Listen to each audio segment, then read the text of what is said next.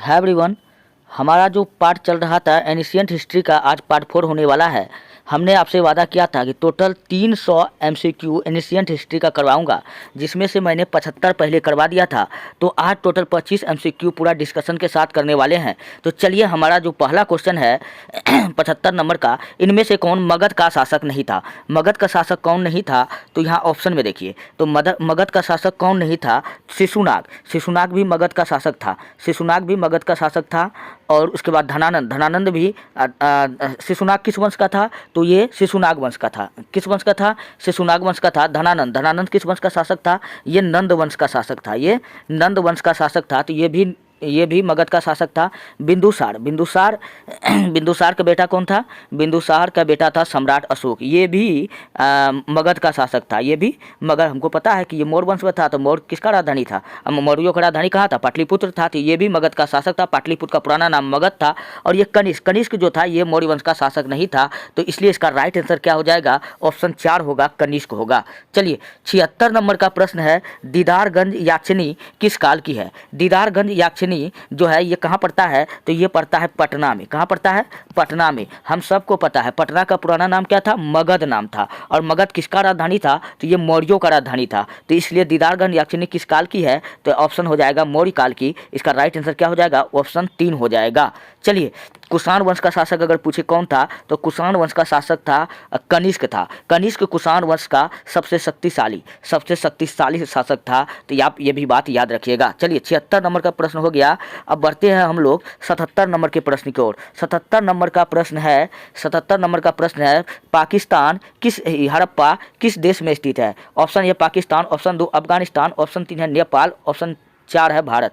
हड़प्पा अगर पूछे कि किस नदी के किनारे स्थित है, तब आपका आंसर आएगा रावी। किस नदी के किनारे है? रावी। अगर पूछे कि किस देश में स्थित है, तो ये था भैया पाकिस्तान में था। कहाँ था? हड़प्पा पाकिस्तान में स्थित है। अच्छा, अफगानिस्तान ये भी नहीं होगा, नेपाल भी नहीं होगा, भारत भी नहीं होगा। तो इसका राइट आंसर क्या हो जाएगा? ऑप्शन 1 होगा, पाकिस्तान। चलिए, आपसे अगर पूछे कि पाकिस्तान शब्द का जन्मदाता कौन है, तो चौधरी रहमत अली। आप ये भी याद रखिएगा। चलिए, 78 नंबर का प्रश्न है, सारनाथ में स्थित सिंह शीर्ष का राजा से संबंधित है। सारनाथ में स्थित सिंह शीर्ष का राजा कौन था? आप ये बात बताइएगा। ऑप्शन 1 है कनिष्क था, ऑप्शन 2 है अशोक था, ऑप्शन 3 है हर्ष था, ऑप्शन 4 है चंद्रगुप्त था।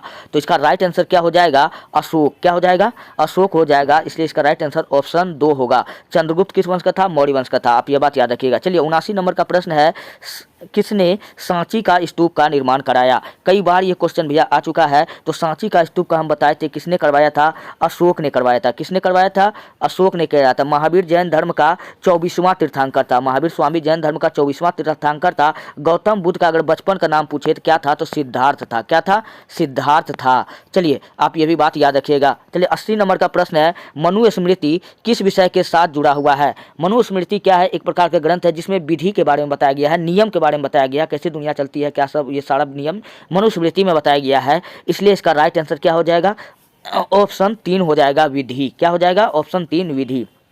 अच्छा, अगर आपसे पूछे अर्थशास्त्र, अर्थशास्त्र किसका बुक है? तो अर्थशास्त्र बुक है चाणक्य। क्या किसका है? चाणक्य का बुक का नाम पूछे क्या है? अर्थशास्त्र। अर्थशास्त्र से पूछे किस वंश की जानकारी मिलती है? तो मौर्य वंश की जानकारी मिलती है। चलिए, ये भी बात याद रखिएगा। और मौर्य वंश की जानकारी हमें इंडिका से भी मिलती है। इंडिका पूछे किसकी रचना है? तो मेगास्थनीज की है। चलिए, 81 नंबर की ओर क्वेश्चन की हम लोग बढ़ते हैं। तो 81 नंबर का प्रश्न है, निम्न में से कौन सा एक बौद्ध धर्म का संप्रदाय नहीं है? देखिए भैया, बौद्ध धर्म 2 भाग में बट गया था। बौद्ध धर्म 2 भाग में बट गया था, हीनयान और महायान। हीनयान और महायान।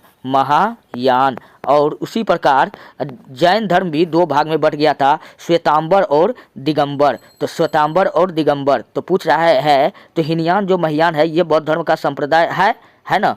तो दिगंबर किसका है? ये जैन धर्म का है। तो एक तो कौन नहीं मिल रहा है? थेरवाद नहीं मिल रहा है। तो यही तो जो नहीं मिल रहा है हमको, जैन धर्म का 2 शाखा पता है, श्वेतांबर और दिगंबर। तो दिगंबर दिया हुआ, श्वेतांबर नहीं दिया हुआ, क्योंकि 4 ही ऑप्शन सेट करता। तो हमें जो बच गया हीनयान महायान, ये तो बौद्ध धर्म का शाखा है, ये है नहीं है पूछ रहा है। तो थेरवेद, तो बच कौन गया? थेरवेद। इसलिए इसका राइट आंसर क्या हो जाएगा? ऑप्शन 4 हो जाएगा, थेरवेद। चलिए, नेक्स्ट क्वेश्चन की ओर हम लोग बढ़ते हैं। 82 नंबर का प्रश्न आपका सामने है। क्वेश्चन है, कौन आयुर्वेद के जनक के रूप में जाना जाता है? है। तो आयुर्वेद का जनक अगर पूछे कौन था तो आपको बताना है चरक। कौन था? चरक। चरक का किताब का नाम है चरक संहिता। चरक संहिता, चरक का किताब का नाम है चरक संहिता। इसको आयुर्वेद का जनक कहा जाता है। चलिए, चाणक्य, चाणक्य का किताब का नाम पूछे तो कौन था? तो अर्थशास्त्र था। अभी जस्ट बताए हैं, अर्थशास्त्र था। चलिए, आर्यभट्ट और बारहवीं, आर्यभट्ट ने दशमलव प्रणाली का विकास किया था। आर्यभट्ट पूछे किसका विकास किया था? तो दशमलव प्रणाली का विकास किया था। आप ये भी बात याद रखिएगा। चलिए, 83 नंबर का प्रश्न है, कर्नाटक के श्रवणबेलगोला में अवस्थित गोमतेश्वर की मूर्ति एक प्रमुख जैन स्थल है। इस मूर्ति की ऊंचाई कितना है? तो गोमतेश्वर का पूरा नाम है भैया गोमतेश्वर बाहुबली। इसका बाहुबली कटप्पा से कोई लेना देना नहीं है। तो इसका ऊंचाई कितना है? तो इसका ऊंचाई है 57 फीट। कितना है? 57 फीट। प्रत्येक 12 वर्ष बाद इस गोमतेश्वर बाहुबली की मूर्ति का यहाँ पर महामस्तकाभिषेक होता है। मतलब दूध से इस मूर्ति को नहलाया जाता है। कितने वर्ष के बाद? 12 वर्ष के बाद नहाया जाता है। तो नेक्स्ट जो महामस्तकाभिषेक हुआ था वो 2012 में हुआ था। कब हुआ था? 2012 में हुआ था। तो अब यहाँ से जोड़ लीजिए कि 12 तो 2024 में फिर से क्या होगा? 2024 में महामस्तकाभिषेक होगा। चलिए, 83 नंबर का भी प्रश्न हो गया, हमने बता दिया। 84 नंबर का प्रश्न को और हम लोग बढ़ते हैं। क्वेश्चन है, बुद्ध से संबंधित अवसरों से जुड़े प्रतीकों में स्तूप किसका निर्माण होता है? देखिए भैया, जन्म जो है महात्मा बुद्ध बौद्ध धर्म में जन्म का प्रतीक चिन्ह होता है कमल। जन्म का प्रतीक चिन्ह क्या पूछे तो कमल होता है। घोड़ा पूछे किसका प्रतीक चिन्ह होता है? तो गृह त्याग का होता है। गृह त्याग का होता है। गृह त्याग का प्रतीक चिन्ह घोड़ा होता है। चलिए, और मृत्यु पूछे किसका होता है? तो मृत्यु होता है स्तूप का। तो याद रखिएगा आप, बौद्ध से संबंधित अवसरों से जुड़े प्रतीक में स्तूप इसका प्रतीक होता है। किसका होता है? मृत्यु का होता है। इसलिए इसका राइट आंसर क्या हो जाएगा? ऑप्शन 1 होगा, मृत्यु का। चलिए, बुद्ध ने अगर पूछे महात्मा बुद्ध ने पहला उपदेश कहाँ दिया था? तो महात्मा बुद्ध ने पहला उपदेश दिया था सारनाथ में। कहाँ दिया था? सारनाथ में दिया था। अगर पूछे सर्वाधिक उपदेश, सबसे ज़्यादा उपदेश कहाँ दिया था? तो श्रावस्ती में दिया था। कहाँ दिया था? श्रावस्ती में, क्योंकि श्रावस्ती में इन्होंने ज़्यादा टाइम को बिताया था, तो वहीं पर ना उपदेश देगा अधिक। तो चलिए, आप भी ये बात याद रखिएगा। चलिए, 85 नंबर का प्रश्न है। 85 नंबर का प्रश्न है, गुप्त वंश का अंतिम शासक था। गुप्त वंश का अंतिम शासक कौन था? अगर गुप्त वंश का अगर स्थापना के बात पूछे तो कौन था? तो गुप्त वंश का स्थापना किया था कुमारगुप्त। किसने किया था? कुमारगुप्त ने किया था। श्रीगुप्त ने किया था। किसने किया था? श्रीगुप्त ने किया था। और इस वंश का अंतिम शासक था वो था विष्णुगुप्त। कौन था? विष्णुगुप्त। विष्णुगुप्त वो नहीं, चाणक्य नहीं, जिसका असली नाम विष्णुगुप्त या कौटिल्य है। ये गुप्त वंश का शासक है भैया, याद रखिएगा। गुप्त वंश का अंतिम शासक कौन था? विष्णुगुप्त था। आप ये बात याद रखिएगा। कुमारगुप्त ने क्या किया था? इसका स्थापना किया था। गुप्त वंश का स्थापना किया था, आप याद रखिएगा। चलिए, 85 नंबर का प्रश्न हो गया। 86 नंबर का प्रश्न है। 86 नंबर का प्रश्न है, मेगास्थनीज चंद्रगुप्त मौर्य के कार्यकाल में कौन था? तो मेगास्थनीज जो था चंद्रगुप्त मौर्य के काल में एक यूनानी व्यक्ति था जो राजदूत बन के आया था, एक विद्वान था। तो ये किसके समय में आया था? ये चंद्रगुप्त मौर्य के समय में आया था। चंद्रगुप्त मौर्य यानी CM के समय आया था। CM के समय आया। कौन आया था?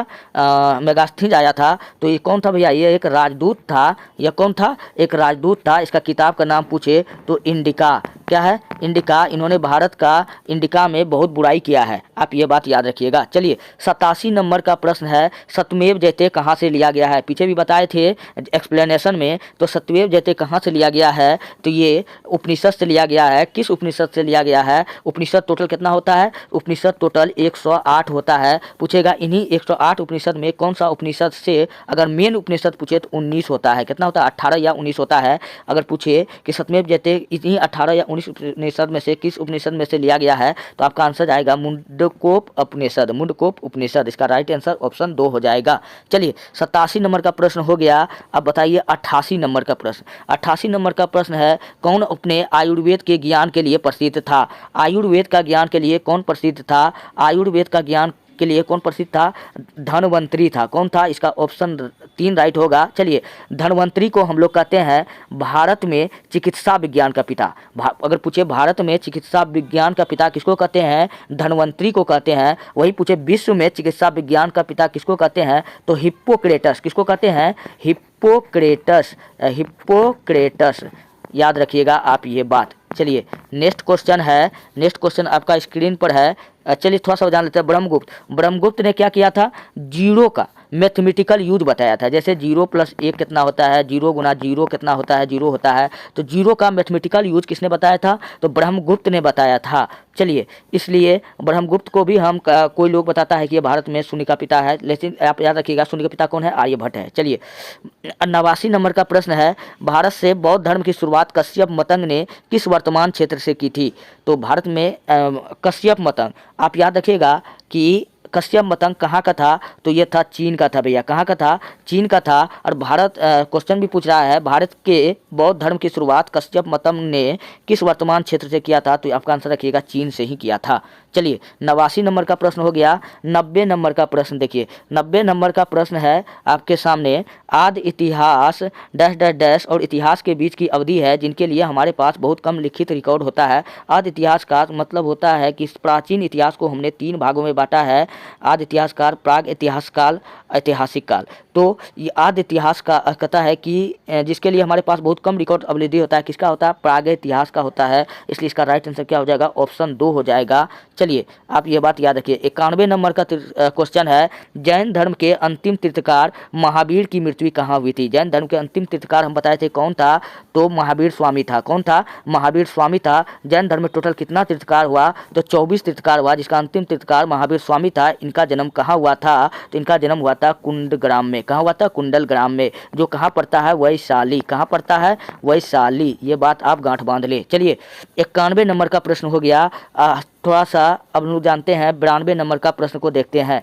92 नंबर का प्रश्न है, भगवान बुद्ध का जन्म लुम्बिनी में हुआ था। भगवान बुद्ध का जन्म लुम्बिनी में हुआ था। पूछ रहा है कि ये लुम्बिनी कहाँ है। लुम्बिनी ना तो उत्तर प्रदेश में है, ना तो बिहार में है, ना तो गया में है तो कहाँ है, नेपाल में है। इसका राइट आंसर क्या हो जाएगा, नेपाल में है लुम्बिनी वन। यहीं पर भगवान बुद्ध का जन्म हुआ था। इनका बचपन का नाम था सिद्धार्थ। जब ये सिद्धार्थ बड़ा हुआ तो इनका भविष्यवाणी देखने के लिए 2 भविष्यवक्ता आया था, जिसका नाम था कालदेव और कौंडिन्य। कालदेव और कौंडिन्य, आप ये बात याद रखिएगा। चलिए 93 नंबर का प्रश्न है कि बिंदुसार किस वंश का राजा था। तो बिंदुसार किस वंश का राजा था। 1 नंबर है हर्यक वंश का, 2 नंबर है गुप्त वंश का, तीसरा नंबर है मौर्य वंश का, चौथा नंबर है शुंग वंश का। तो बिंबिसार जो था वो हर्यक वंश का राजा था। तो आप ये बात याद रखिएगा, बिंबिसार किस वंश का राजा था, हर्यक वंश का राजा था। बिंबिसार का पिता का नाम था अजात शत्रु। क्या नाम था, अजात शत्रु। चलिए आप ये बात याद रखिएगा, अजात शत्रु को पितृहीनता के नाम से हम लोग जानते हैं। चलिए आप ये बात याद रखिएगा। मौर्य के बारे में तो बता ही दिए हैं। 94 नंबर का प्रश्न है, राजा भोज निम्नलिखित में से किस राजवंश से संबंधित थे। आप इसके लिए कहानी भी आप लोग बहुत बार सुने होंगे, कहाँ राजा भोज, कहाँ गंगू तेली। तो ये वही राजा भोज है। पूछा ये किस वंश का था, तो ये परमार वंश का था। किस वंश का था, परमार वंश का था। इसका राइट आंसर क्या हो जाएगा, ऑप्शन 2 हो जाएगा, परमार वंश। चलिए 95 नंबर का प्रश्न है, जातक पवित्र ग्रंथ किसका है। तो जातक पवित्र ग्रंथ पूछ रहा है, वैष्णवों का है, जैनों का है, तीसरा नंबर बौद्धों का है, चौथा नंबर शैवों का है। देखिए भैया बौद्ध धर्म का ग्रंथ जो है जातक, बौद्ध धर्म एक होता है त्रिपिटक जो होता है ये बौद्ध धर्म का ग्रंथ है। त्रिपिटक का अर्थ होता है 3 टोकरी। क्या होता है, 3 टोकरी। त्रिपिटक का अर्थ होता है 3 टोकरी। इस 3 टोकरी में कौन कौन सूत्र पिटक, विनय पिटक, अभिधम्म पिटक, जातक। अगर पूछे ये सब किस धर्म का ग्रंथ है, जिसमें भी पिटक लगा होगा वो सारे ग्रंथ बौद्ध धर्मों का होगा। और जिसमें लगभग में सूत्र लगा होगा वो जैसे सूत्रालंकार, तो इस टाइप का ग्रंथ किसका होगा, इस टाइप का ग्रंथ जैन धर्म का होगा। अभी पूछ रहा है कि जातक पवित्र ग्रंथ किसका है, तो ये था बौद्धों का था। ये किसका था, बौद्धों का था। चलिए 96 नंबर का प्रश्न को हम लोग देखते हैं। भगवान बुद्ध ने अपना पहला धर्म उपदेश दिए थे। भगवान बुद्ध पूछ रहा है कि अपना प्रथम उपदेश कहाँ दिए थे। ऑप्शन 4 है कुशीनगर में दिया था। नहीं, कुशीनगर में इनका क्या हुआ था, मृत्यु हुआ था। मृत्यु पूछे भगवान बुद्ध का कहाँ हुआ था, तो 483 BC में कुशीनगर में हुआ था। सांची में ये भी नहीं था। बोधगया में तो इनको ज्ञान की प्राप्ति हुआ था, पीपल ब्रिज के पास में। चलिए सारनाथ में, तो इसका राइट आंसर क्या हो जाएगा, सारनाथ में। भगवान बुद्ध ने अपना पहला उपदेश कहाँ दिया था, सारनाथ में दिया था। चलिए सिद्धार्थ ने किस धर्म का स्थापना किया। तो सिद्धार्थ हम अभी आपको हम बताए, सिद्धार्थ किसका नाम था, ये ये भगवान बुद्ध का नाम था। सिद्धार्थ किसका नाम था? भगवान बुद्ध का बचपन का नाम था। तो पूछ रहा है कि भगवान बुद्ध ने किस धर्म का स्थापना किया था? हम सबको पता है इन्होंने बौद्ध धर्म का स्थापना किया था। चलिए उसी प्रकार आपसे पूछे कि इसका राइट आंसर क्या हो जाएगा? ऑप्शन 2 हो जाएगा। ईसाई धर्म का स्थापना किसने किया था? तो ईसाई धर्म का स्थापना गुरु नानक जी ने किया था। किसने किया था? गुरु नानक ने किया था ईसाई धर्म का स्थापना। इसका पिता का नाम था कालूदेव खत्री या कालूजी मेहता। चलिए इसका जन्म कहाँ हुआ था? पाकिस्तान के तलवंडी में हुआ था। तलवंडी में किसका जन्म हुआ था? इसका हुआ था। आप ये भी बात याद रखिएगा। चलिए 98 नंबर का प्रश्न है, निम्नलिखित विदेशी यात्रियों की भारत यात्रा को क्रमानुसार निर्देशित करें। तो आप देखिए भैया, विदेशी यात्री पूछ रहा है तो विदेशी यात्री में एक ट्रिक याद रखिएगा, फांसी हुई। चीनी यात्री जो भी आया था, चीनी विदेश, फांसी हुई, फा से फाइयान। तो एक नंबर में कौन आएगा? फाइयान। पहले फाइयान आया था स्व से इत्सिंग तो है ही नहीं, ई भी नहीं है, तो इसमें हुएनसांग। फाइयान आया था, फिर कौन आया था? हुएनसांग आया था। ऑप्शन 2 और ऑप्शन 3 शुरू में देखिए किस ऑप्शन में है। तो पहले फाइयान फिर हुएनसांग, तो ऑप्शन 2 और 3 इसमें ऑप्शन 1 और 2 शुरू में है, तो ये नहीं होगा। और ऑप्शन 2 को जब चेक कर रहे हैं तो ऑप्शन 2 1 है, ये भी नहीं होगा। ऑप्शन 2 और 3 एक जगह मात्र ऑप्शन में है, ऑप्शन 3 में है, तो इसलिए इसका राइट आंसर ऑप्शन 3 होगा। चलिए 98 नंबर का भी प्रश्न हो गया। 99 नंबर का प्रश्न आप बताइए। अच्छा, थोड़ा सा इसका डिस्कशन हम लोग करते हैं। फाइयान कब आया था? चंद्रगुप्त सेकेंड के दरबार में आया था। चंद्रगुप्त सेकेंड के दरबार में आया था। तो आप ये बात याद रखें। हुएनसांग किसके समय में आया था? हर्षवर्धन के काल में आया था। किसके समय में आया था? हर्षवर्धन के काल में आया था। 58 कब आया था? ये जहांगीर के समय में आया था। किसके समय में आया था? जहांगीर के समय में अंग्रेज था, ये व्यापार करने के लिए आया था। चलिए आप ये भी बात मैंने आपको बता दिया। नेक्स्ट क्वेश्चन है, निम्नलिखित विशेषज्ञों में कौन महान गणित तथा खगोल ज्ञानी था? ऑप्शन 1 है आर्यभट्ट, ऑप्शन 2 है बाणभट्ट, ऑप्शन 3 है धनवंतरी, ऑप्शन 4 है बेताल बातिया। तो महान गणितज्ञ कौन था भैया? ये आर्यभट्ट था, जिन्होंने शून्य का खोज किया, शून्य का खोज किया, शून्य का जीरो का खोज किया। चलिए आर्यभट्ट। आप ये भी बता दिए बाणभट्ट। बाणभट्ट का किताब का नाम अगर पूछे क्या है तो हर्षचरित। क्या है? हर्षचरित। हर्षचरित पूछे किसकी रचना है तो बाणभट्ट का है। नेक्स्ट क्वेश्चन है धनवंतरी। धनवंतरी के बारे में तुरंत बताइए। इसको भारत में चिकित्सा विज्ञान का पिता कहते हैं। अभी मैंने आपको बताया, तो आप इतना याद रखिएगा। तो इसका राइट आंसर क्या होने वाला है? ऑप्शन ए आर्यभट्ट होने वाला है। चलिए 100वां नंबर का प्रश्न आपके सामने है। 100 नंबर का प्रश्न है। 100 नंबर का प्रश्न है। क्या प्रश्न है 100 नंबर का? सिकंदर महान ने किस वर्ष भारत पर आक्रमण किया था? तो सिकंदर महान ने किस वर्ष आक्रमण किया था? 3 2 6, 3 गुना 2 करते कितना होता है? 306। तो 3 2 6 से क्या बन गया? 326 ईसा पूर्व। आप याद रखिएगा। सिकंदर महान ने किस वर्ष भारत पर आक्रमण किया था? 326 BC में आक्रमण किया था। चलिए, और उस समय कौन सा वंश चल रहा था? तो उस समय नंद वंश चल रहा था। कौन सा वंश चल रहा था? नंद वंश का शासक कौन था? तो धनानंद उस समय गद्दी पर था। धनानंद। धनानंद को हम लोग जेंद्रमीज के नाम से जानते हैं। ये धन का बहुत लालची था। चलिए इतना क्वेश्चन मैंने आपको बताया। वीडियो अगर अच्छा लगता है, हेल्पफुल लगता है, तब आप हमारे चैनल को सब्सक्राइब कर दीजिए और वीडियो को लाइक कर दीजिए और जितना हो सके अपने दोस्त यारों में भेज दीजिए, क्योंकि कल फिर मैं अपने समय पर नेक्स्ट 25 MCQ प्राचीन इतिहास का, क्योंकि 300 हमको पुराना है, लगभग 225 हमको पुराना है, तो लगभग 100 मैंने करा दिया है और 125 अभी तक बचा हुआ है। वो सारे मैं आपको करवा दूंगा। मिलते हैं नेक्स्ट वीडियो में। धन्यवाद।